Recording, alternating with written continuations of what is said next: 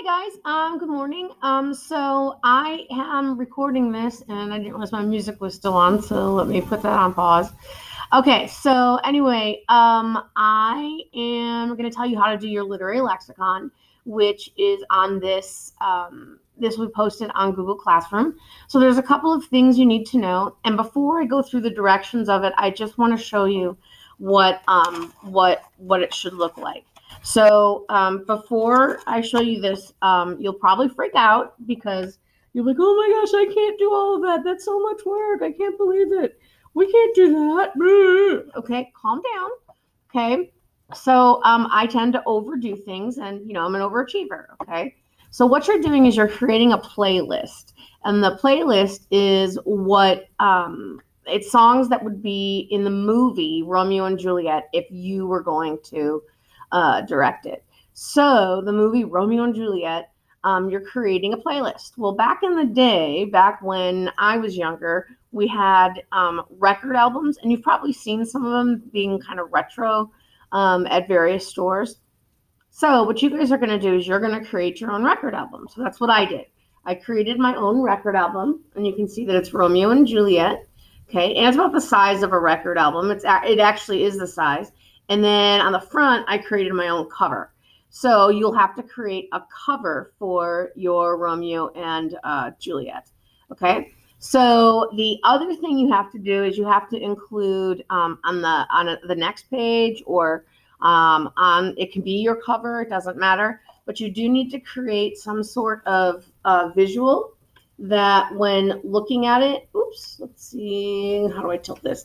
When you look at it, you can tell instantly what play you're talking about, okay, or what piece of literature you're talking about. So you need at least 10 pictures on the illustration part, okay? So that's just the artistic part of it. So it can all be clip art. You can draw your own thing. You can, whatever you want. That's up to you, okay? So this is the lexicon part. I made a record, okay? So it's my Romeo and Juliet record. And I just made it look like a record. And on the inside is my paperwork. Okay. So what you're going to have is you are going to have first your table of contents. And on your table of contents will be all of the songs that you've included. And you're required to include at least 10 songs. Okay. You can have more than that, but not less. Okay. And then you got to pick songs that makes sense because you're going to have to explain why you chose that song. And then you put them in order that they would follow on your playlist. They don't have to be in alphabetical order, but the order you choose. Okay. And then over here is the page number of this assignment that song can be found on. Okay. And it also has the name of the song in quotes, and then it has the name of the artist. Okay. So then what you're going to do is you're going to find all of the lyrics that you have, and you are going to copy and paste them to a document. Now, what you'll want to do when you copy and paste them to a document is you're going to want to make them all the same size. Oops, I don't know where I just went. Hold on a second. Okay, there I am. And what I mean by make them all the same size is you want to make all of the fonts the same so that it looks neat going throughout all of it. And then you also want to make the font size the same. So what I have for mine is I put mine at 12-point font, and then I put the song titles at 18. Okay, so once you've printed them all out, then you're going to put them basically in one document. So what you see here is my first song, which is I Won't Give Up by Jason Mraz. Okay. And what you're going to do is you're going to create a document, and I've already made a template for you, so you can just fill it out. But basically, I have all of the lyrics, right? Oh, that's so hard for me. Okay. So I have all of the lyrics, and then I have at the end of it, I've got a box. And at the end of it is the box, and the box will be filled with the explanation of why you chose that song. Okay. Now, key thing about that is in the song, you have to put in bold and underlined one lyric, or it could be more, but it has to be at least one. And that one lyric should tell me this is why I chose that song and why it's applicable to Romeo and Juliet. So the one I have right here says, we got a lot to learn. We're alive. We are loved. Okay, so we got a lot to learn. They're young. So then I explained that down here, that because they're young, they have a lot to learn. They're naive and they make a lot of decisions, and there are a lot of things and information that they don't have that was left out, which is partly what causes their downfall. Okay, so that's the explanation right here. So that's why you have to explain why you chose that song, and then you need a piece of textual evidence from the song you chose. And they can be any songs you want. Okay, old, new, doesn't matter, but you have to include the lyrics. Okay, so no instrumental music because that's not going to work. The next thing you have to do is you have to annotate. And as you can see, my whole song is annotated. Okay, so I prefer it done by hand, but if you end up doing it on the computer, that's okay too. Okay, so what you'll see here is I've annotated it in color, and then in the margin over here, I've written down what each one is. Okay, so rhetorical question, figurative language. So here I've identified it, but I've also annotated it. Okay, so what you're going to do is you're going to only have to do, I think it's 30 terms, as opposed to all 80 of them. You're going to do 30 terms, okay? And what you will do is in each song, you have to find at least 5 of the terms that you're required to do. And each term has to be found twice. So what that means is you might only have 10 songs. That means you might need 11.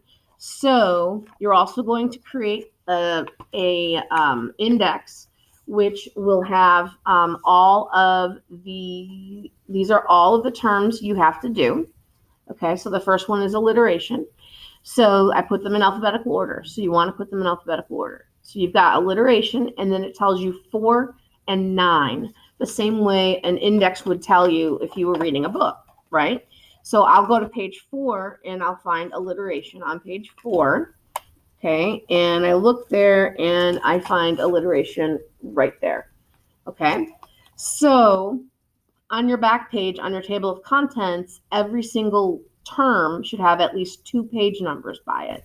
There are going to be a case where that might not occur because you may find 2 similes on the same page. But you will have a case where you have more than 1 simile. For instance, on my table of contents, I've got, 7 or 8 different examples of antithesis. So what I want you to do is I don't want you to limit it to only 2. I want you to find those terms everywhere you can find them in all of the songs. Okay, so you're kind of doing a scavenger hunt for all of those. What you're going to do is you're going to hand in that whole thing, which has a cover on it. It's got the table of contents, which has the title of all the songs, and then the singer of the songs. Okay. Then you're going to have all of the songs' lyrics printed out. They're going to be annotated in color.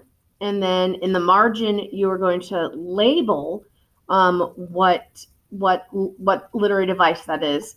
And after each song, you're going to have a little box where you're going to explain why you chose that song.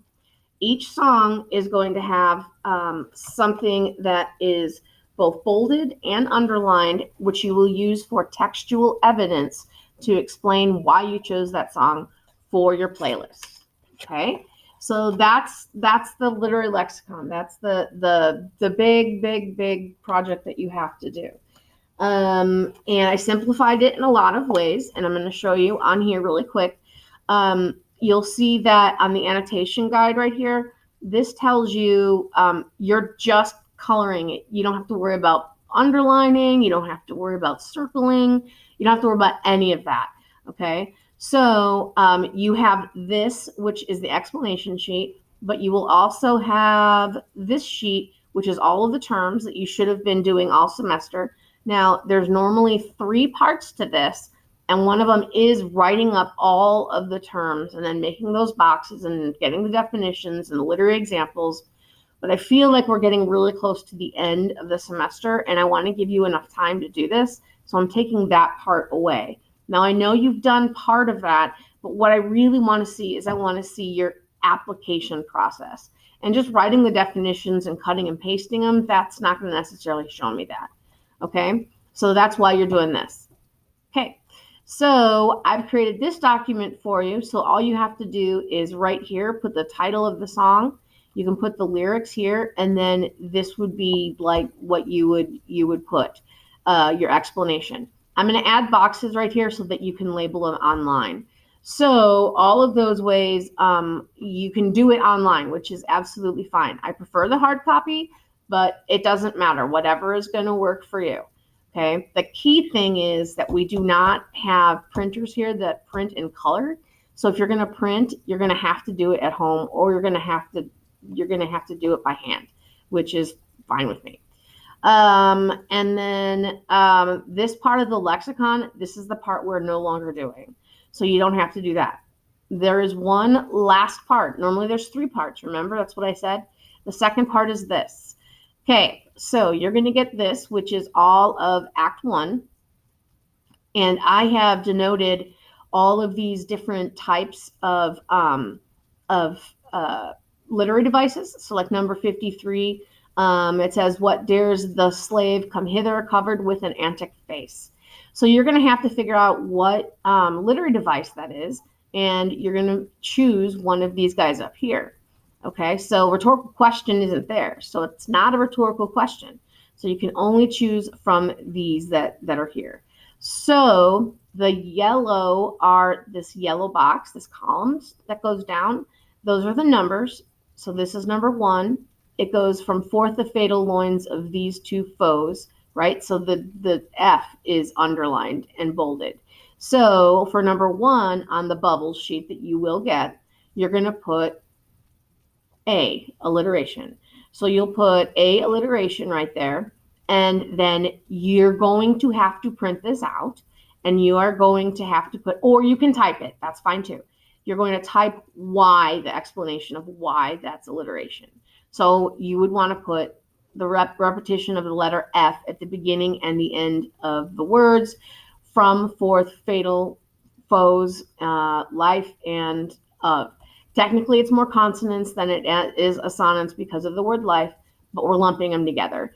So that's your explanation. So you're going to have 2 things. You're going to have the bubbles that you fill in, and I may end up making that a Google form. I'm not sure. I'm gonna see what is easiest for you guys. But it'll either be a Google form, or it will be bubbles that you'll fill in, and then you have to put the explanations on this sheet. So you're going to have to hand this in either to Google Classroom, or you're going to have to copy it or print it out or whatever, and print it out and give it to me. So that's the second part. Or I guess technically this is the second part. So that's the project, okay? There's a lot of steps there, so you don't want to wait until the last minute. You could probably get this all done in a weekend, and it will take you the whole weekend to get it done. It will take a while. So what I would just start doing is collecting songs that you like and cutting and pasting the lyrics. Because after you do that, you're just annotating, and most of you can just like fly through that. So that's what I did, is I collected all the songs, and then I just cut and paste them, and then I formatted them, and then I sat down and I just found all of the annotations, and then I made my album cover and all of that. So all in all, it probably took me about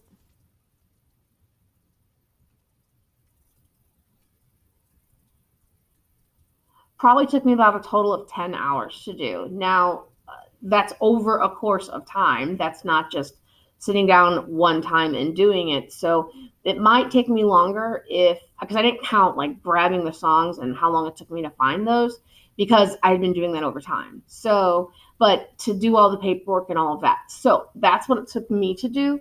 And this is a different assignment than I've ever given. So it's completely different than what I've given to your siblings or your friends. So they might be like, "Oh my God, that's so easy," or like, "Oh my God, that's so hard." I don't know what they're going to say.